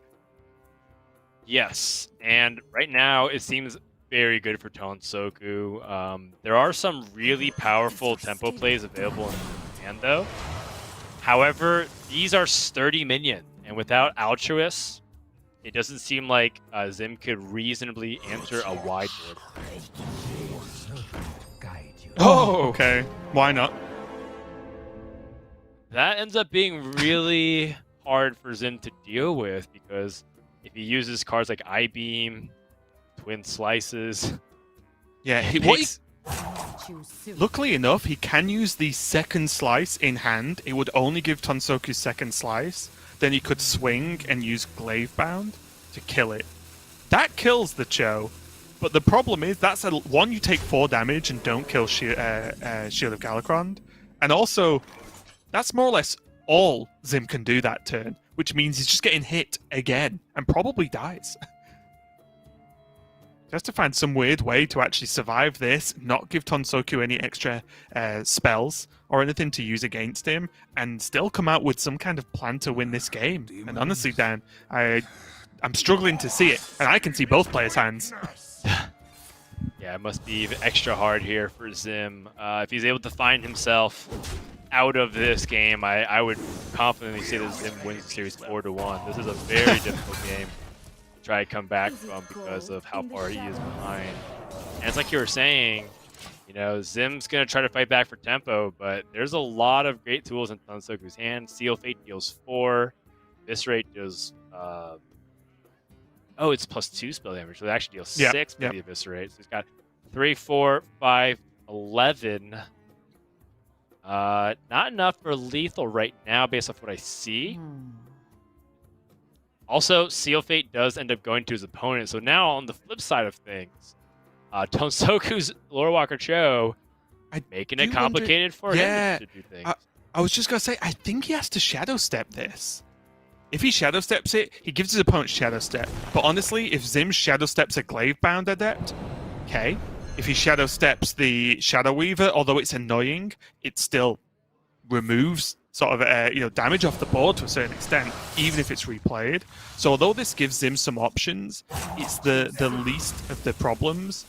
And he can actually use his spells a little bit more freely now. And maybe he even plays Cho again at the end of his turn to say, well, if you do use your Shadow Step, then I get Shadow Step back and then can go again. So it's kind of a weird way to play. But I do like this from Tanzaku, honestly. It's pretty cool. Yeah. I am debating I'd love it to if come you should down. Play. Yeah. Playing the lower walker choke kind of makes it feel like more health. So them almost certainly going to be aiming to kill off that choke before playing anything else. But that does also consume the Frozen Shadow Weaver. It's huge. And the reason I like this even extra, I liked it before we saw the card draw, but Tanzaku has double Abyss. He wants to end this game very quickly, especially with the Squall on board, giving that extra spell damage. So he's not bothered if Zim spends time giving him spells, because he's not planning on giving him any spells back, because he's just going to kill his opponent, is the plan at least. Yeah.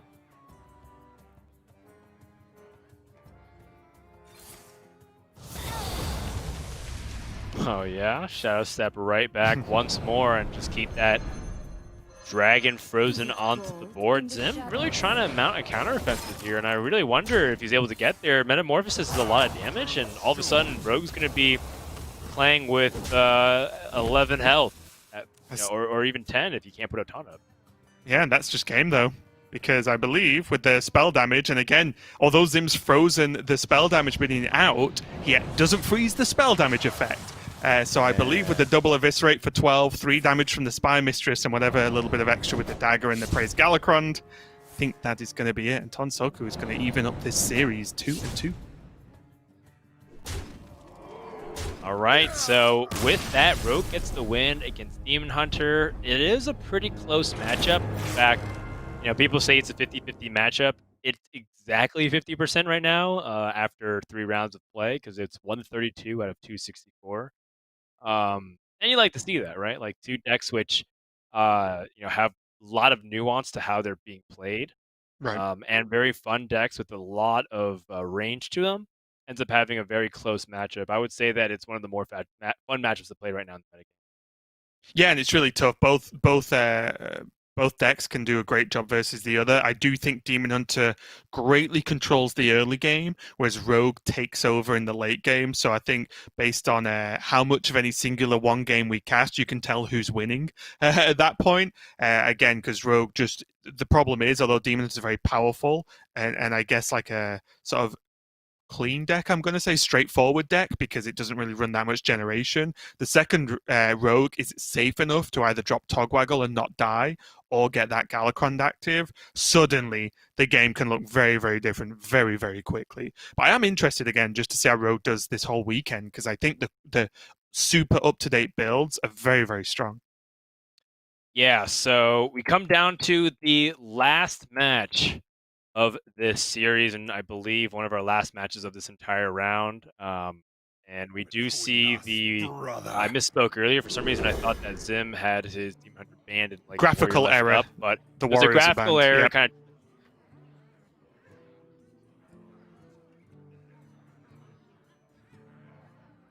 of. Okay, I think I've lost Dan, so I'll just take over for now. Anyway, but yeah, it was a graphical error for anyone who did see that. It is a double warrior ban, I believe, for both these players. So keeping control of that one. We are going to go into the last game, and it is going to be Tanzaku on the Druid and Zim on that Demon Hunter. Is Frodan back? Are you back, Frodan? I think I am. Oh, you are. Can you hear me? You are. Perfect. Yeah, sorry yes. about that. Just, Welcome weird back. No problem. But yeah, the last matchup, Druid versus Demon Hunter, pretty good for the Demon Hunter on paper. So it looks like if you were to, analyze just, who is favored from this point on, it's got to be them.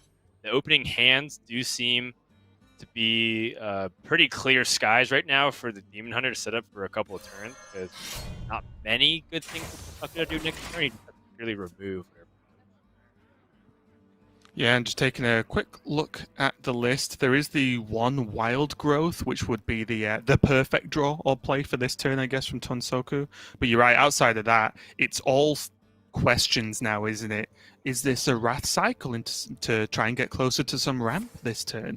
Is it just hero power pass? Do I use a Moonfire? All, honestly, weirdly tough questions. I think the Moonfires look good with the Mount Seller in hand to keep hold of, but I could have at least a little bit got behind the Wrath there just to try and go as quickly as possible and give yourself as many draws to get Overgrowth next turn. Yeah, a very aggressive use of the coin here, given that it has 2 5-mana cards in hand. But he really wants to protect that Satyr Overseer from, the Bog Beam. This does require Tanzaku to use Wrath and change. It could be his hero power reserve thing. Oh, choosing instead to use a Moonfire. I mean, he is far away from the exotic Mount Seller. He'll need a next reserve before he can play his first. Yeah, and he can still use his hero power to kill off an extra minion as well, so it saves some health and still does the same job. And as you said, there's still a while yet before Tanzaku can get this Mount Cell alive. And this is one of the problems, although you said, he definitely uses coin very aggressively there. At worst, he had Bone Chewer Brawler, right? And with hero power. At best, he draws something even more playable off the top there, like the Shadow Weave we see. So Zim has a lot of cover to get into this turn, and now he's waiting to decide whether he wants to use this swing, which means he just won't be able to Gladebound Adept next turn, and he's more committed to a Warglaves, or whether he holds off and has the flexibility. And for 1 damage, or I guess 2 with the hero power, I still think I like him holding off there. Yeah, I agree, but this is a bad spot to be in, especially because Zim has more where that came from with the Gladebound Adept next turn, and there's not an easy way for Druid to answer. Tanzaku had the card draw. He had the Mount Cellar and all these spells. He did not have the ramp. I think as a result, he's just falling a little bit too far behind. Warglaves with Azzinoth looks really good when you're putting some 2 smaller minions like this. But just instead go for I mean, it is your opponent's already showing he'll keep dealing with the 3. Could be. That's true. I think I maybe too much lean towards, there's minions, so Warglaive them, as a very almost automated response to the board. But you are right. If this Shadow Weave is sticking around, then this Gladebound's not dying anytime soon, and obviously it's got a little bit more damage, and there's still strong follow-up, whether that's the Warglaves or now the Shadow Weaver Bone Chewer Brawler to go even wider. I like this. Just go super wide. There aren't enough Bog Beams in the deck to deal with this board. Oh man, Tanzaku's gonna really need these rushers out of the Mount Cellar. He is all in on the Mount Cellar play. My hand is too full. For growth, totally fine to just burn. He's got 4 chances at rushers. He's gonna need a little bit more. The Bog Beam and the Moonfire almost certainly has to come down the Gladebound Adept. But if he gets no taunts, he's gonna have to taunt up his own Mount Cellar first. Yeah, never really what you want to do, because you want that Mount Cell to live as long as possible, so giving another minion taunt makes it stick around a little bit longer on average, but sometimes he's forced to go with that route. Did manage to just go for the Moonfire instead. And that is a good minion to taunt. Okay. Oh! Is Tanzaku just going to steal this game? And this is kind of a hard part to answer. Kind of going back to what you were saying, I am a little bit surprised that he chose to go for the Mount Cellar taunt. But I think he's saying I'm at 10 health. And I think with this Chaos Strike, those 5 upgrades, it doesn't look very clean. Right. And then I wonder if it's actually better to hero power, beaming sidekick one of the minions, and just go 3 into the Mount Cellar, and then at least have the Shadow Weaver have a chance at living. This is rough. This is pretty much Tanzaku saying, well, if you don't have Kayn, you're in trouble, friend. Because he might have just flipped this game on its head right now. Yeah, it seems like this is a position where Tanzaku may have turned the corner. Zim can punch through a lot of this with, the Chaos Strike does give that +2 attack. Get the Twin Slice off the top too, that'd be even better. Not quite. It would have been insane though, because it also would have allowed him to clean trade into the Porcupine as well. And I like that trying to maximize him. Push 5 to 8. It's actually so close. It's so very close. Oh, another Glowfly Storm. That's not what he needs. Tanzaku probably has to end up drawing here with Rising Winds. He has a ton of card draw with those.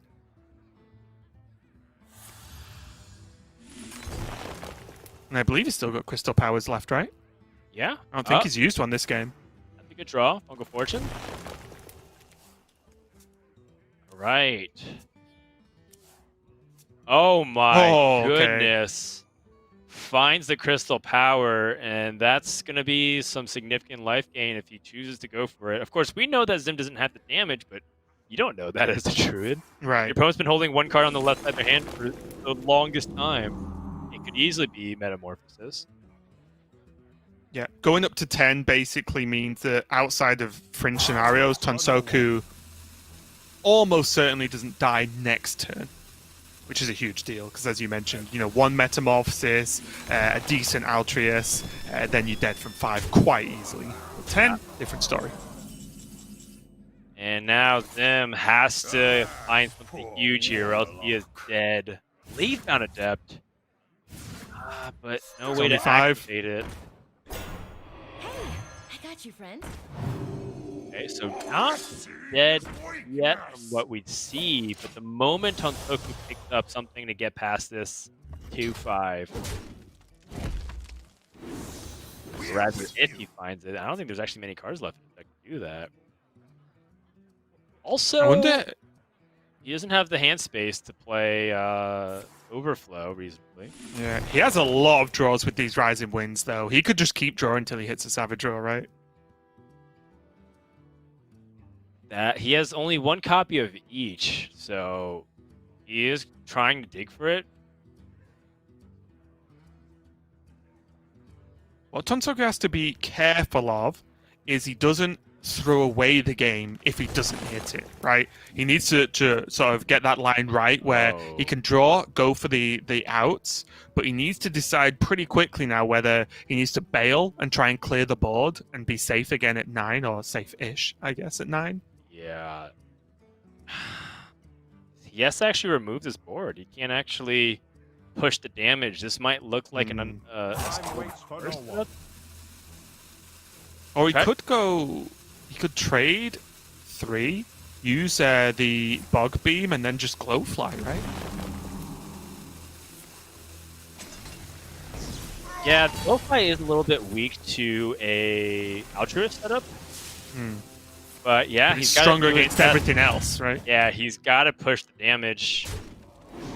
I hope he finished his turn. We saw the rope obviously burn out, but I believe, yeah, Tanzaku had that locked in. Nice. Does leave the sidekick up, but that's about as good as it was ever going to be. Oh There's my meta. god. That's going to That's be the lethal. game. Exact. Oh, insane. I did not think it would be that close. Oh, poor Tanzaku. Just so close to holding off Demon aggro, but like he dies by a little bit over the damage. That's good. Zim ends up improving to a 4-0 record, and it makes sense because Zim was a player that proved himself through the Masters Tour, so we shouldn't be surprised that he's one of the players that's undefeated so far. Yeah, not at all. He's done this before, hasn't he? So it's not too much of a shock. He can do it again. So congratulations there to Zim, getting a strong win versus Tanzaku, because that game was way closer than it should have been, based on just how the matchup normally goes. I do believe we are going to be going to one more match before we get ready for the next round, and I think it is going to be Alan Numbers versus Noblord we're going to be going into. I think we're going into that game number 3, so exciting to cast some more Alan Numbers once again, and we do see he is currently 2-0 up when we're dipping into this game with the wins on his Demon Hunter and his Druid. We get to cast some Rogue again, so that makes me happy right now. Yeah, so Alan is killing it, and with another good round or 2, I think he is all but certainly locked up because he will have a guaranteed amount of prize pool, but Alan's just in the best position. He's the leading candidate right now for APAC to go to Grandmasters. He's been a player that's one of the most consistent players too. Also, like I would definitely say, like in Americas, back when the tour stops were the system, he was like top 15, top 20 player in terms of his consistency at tour stops. He was always getting like top 32 and top 16. Right. He wasn't winning any tour stops, and based off the way the system was working, you really had to spike a few tour stops in a row to put yourself up above the rest of the players. But Alan, yeah, he's a very good player, and so it shouldn't be a surprise to see him. But in the meantime, it's been great to see Noblord make that slight comeback here. We haven't seen him compete in quite some time.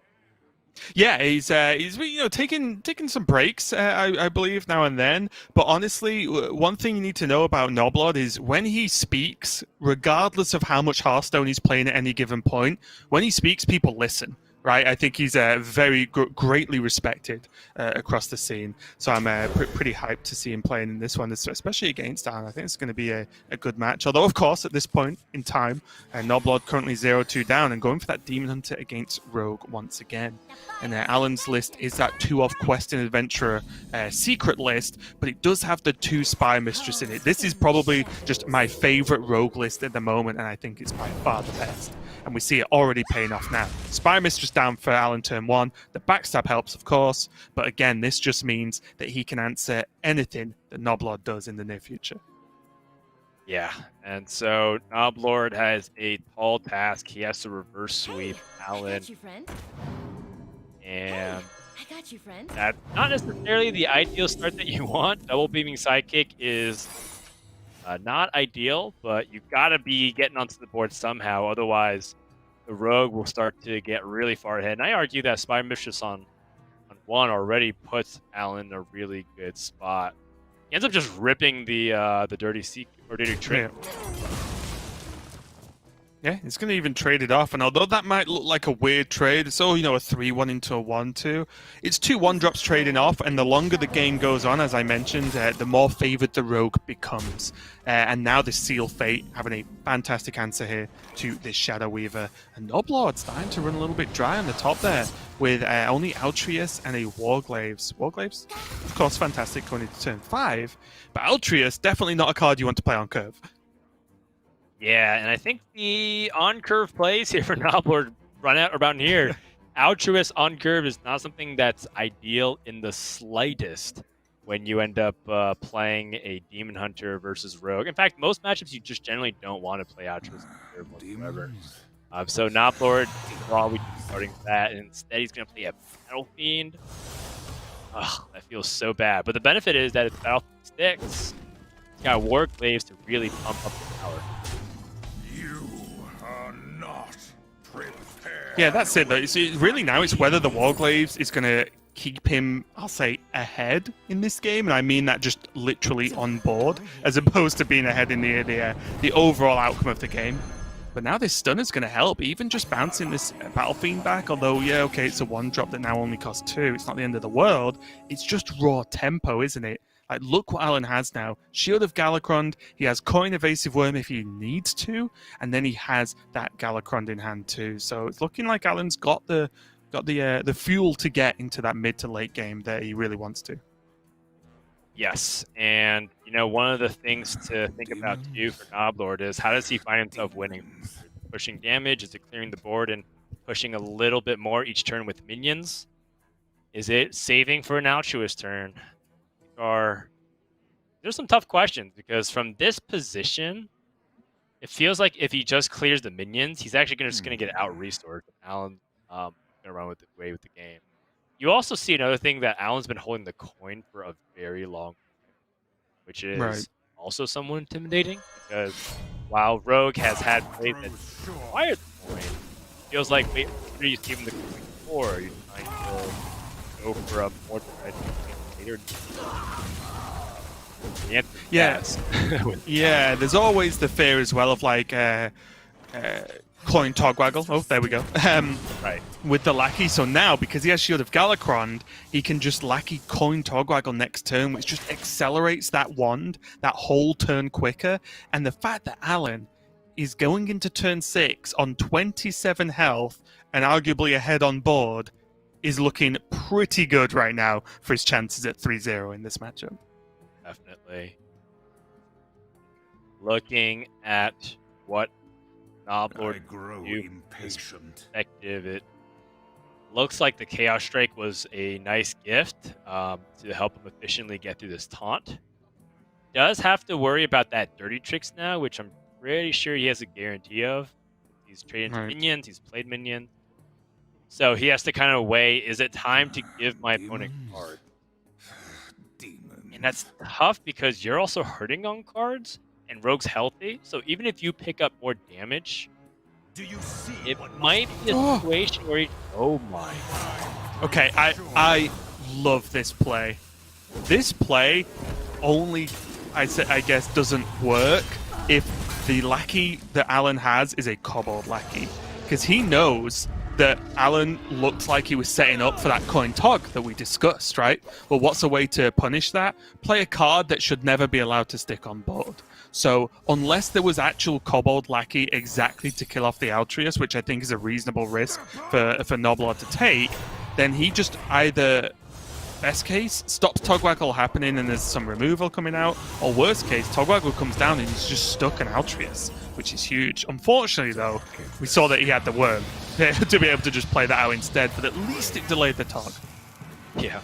I mean, the Togwaggle is pretty significant, but I mean, that is huge. Quick Sky Shift shutting down Noblord's last push here, and unless Noblord picks up the Skull Gul'dan, wait, what? We're both doing it today, Dan. Oh, jeez. Find Warglaives and Twin Slice. Wow. Okay, so Noblord does have an outside chance here. Yep, I wouldn't mind using Umberwing first anyway.